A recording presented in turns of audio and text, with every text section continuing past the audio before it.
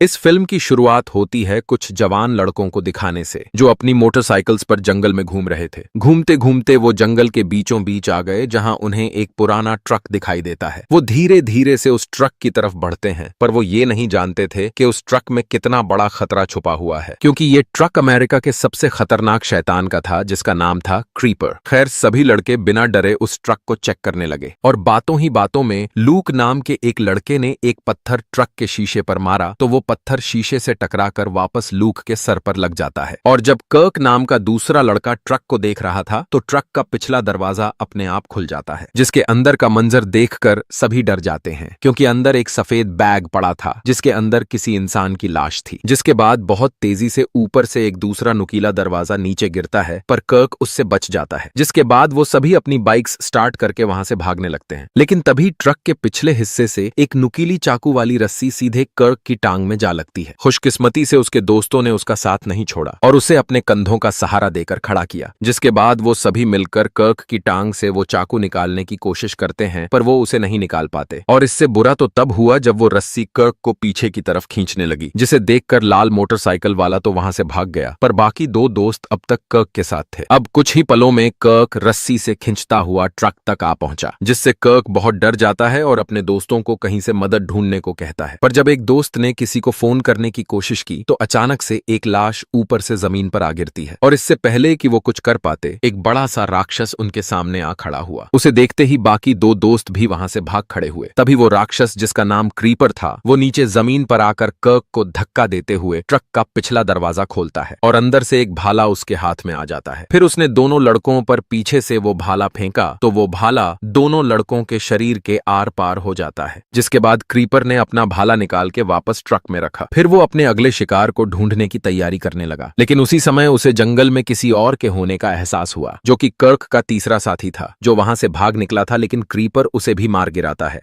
खैर, अब रात के समय पुलिस को क्रीपर का ट्रक एक सुनसान रोड पर मिलता है, और जब उन्होंने पीछे का दरवाजा खोला तो उन्हें अंदर बहुत सी लाशें पड़ी मिली, जिन्हें देखकर सभी पुलिस वाले भी बहुत डर गए। और जब एक ऑफिसर ने जांचने के लिए आगे ट्रक की तरफ हाथ बढ़ाया तो अचानक से वही नुकीला दरवाजा गिरकर उसके बाजू को जख्मी कर देता है। किसी ने ये नहीं सोचा था कि इस पुराने ट्रक में इतने जाल छुपे होंगे, और उस नुकीले दरवाजे की वजह से वो अंदर पड़ी लाशों को भी बाहर नहीं निकाल पा रहे थे। और ये देखकर शेरिफ डेविड काफी अफसुर्दा हो जाता है, जिसके थोड़ी ही देर बाद और पुलिस की गाड़ियां भी वहां आती हैं, जिससे हमें पता चलता है कि इन पुलिस वालों ने क्रीपर को पकड़ने के लिए यहां एक जाल बिछाया था, और उस टीम का लीडर था कैप्टन डैन। डैन के यहां आते ही डेविड उसे इस ट्रक के बारे में बताने लगता है, और उधर बाकी पुलिस वाले उस ट्रक का दरवाजा खोलने में लगे थे। और उसी समय चाकू वाली रस्सी तेजी से निकलती है, जिससे डैन मरते मरते बचता है। और इस खतरनाक मंजर को देखकर सभी डर जाते हैं, जिसके बाद सभी की उस ट्रक के पास जाने की हिम्मत नहीं हो रही थी। जिसके बाद डेविड ने डैन को अकेले में ले जाकर बताया कि क्रीपर ने अब तक 3 ऑफिसर्स और कई आम लोगों को मार दिया है। पर तभी उन्हें खबर मिली कि क्रीपर के ट्रक को टोड कर लिया गया है, जिसे सुनकर डैन बहुत घबरा गया, क्योंकि वो जानता था कि क्रीपर अपना ट्रक किसी भी हाल में ले जाने नहीं देगा। जिसका मतलब ये था कि अब टोड ड्राइवर की जान खतरे में थी। अब इससे पहले कि वो कुछ कर पाते, क्रीपर अपना कुल्हाड़ा लेकर अपने ट्रक के पास आ गया था। उसने एक ही वार में ट्रक की जंजीरें तोड़ डाली, और जब फ्रैंक ने पीछे देखा तो क्रीपर का ट्रक अब उनकी गाड़ी से छूट चुका था। उन्होंने गाड़ी रोककर जब बाहर आकर के देखा तो क्रीपर ट्रक पर खड़ा होकर उन्हें हंसते हुए देख रहा था, और फिर वो अपना ट्रक लेकर आगे की तरफ चल देता है, जिससे डीना और फ्रैंक को लगा कि उनकी जान बच गई। लेकिन कुछ ही पलों में क्रीपर का ट्रक वापस लौट आया था, जिसके बाद वो दोनों बहुत डर जाते हैं, क्योंकि ट्रक उनके पास आकर रुक गया था और क्रीपर ट्रक के पास नहीं था। डीना और फ्रैंक ने आस पास नजर दौड़ाई तो क्रीपर अचानक से हवा में से फ्रैंक के ऊपर कूद पड़ा। तभी डीना ने क्रीपर पर गन तान दी, पर क्रीपर ने उसी वक्त उसे एक इशारा किया, जिससे वो समझ गई कि इससे क्रीपर का कुछ नहीं बिगड़ने वाला। जल्द ही डैन और डेविड वहां पहुंचे तो उन्होंने देखा कि डाना ड्राइवर सीट पर दुबक कर बैठी थी, क्योंकि क्रीपर फ्रैंक को उसकी आंखों के सामने से अपने साथ ले गया था।